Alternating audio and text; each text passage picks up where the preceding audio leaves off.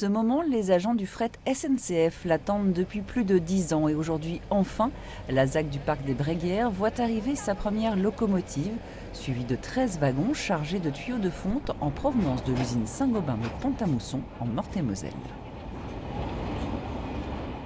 On espère vraiment que les acteurs économiques prennent la mesure du possible. En fait, là aujourd'hui, ce train prouve que c'est possible de travailler avec le ferroviaire dans notre bassin économique. Passé par la gare de triage de Miramas dans les Bouches-du-Rhône, le train tracté par une locomotive électrique a changé de mode de traction en gare des Arcs pour terminer son voyage dans la zone logistique de Barjane. Ce type de marchandise est particulièrement adapté au fret ferroviaire parce qu'il y a rarement une grande urgence, une nécessité de délivrer un client très très vite. Au total, 216 tuyaux de 4 tonnes chacun qui seront utilisés entre autres pour aménager un réseau de canalisation pour lutter contre la sécheresse dans la région du Muy.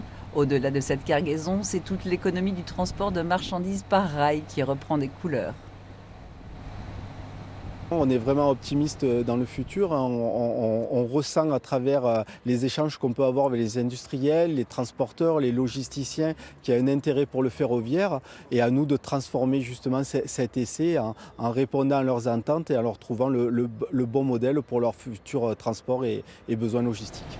Par rapport à la route, une tonne transportée par le train, c'est 6 fois moins d'énergie consommée, 8 fois moins d'émissions de polluants de l'air et 14 fois moins de CO2 rejeté.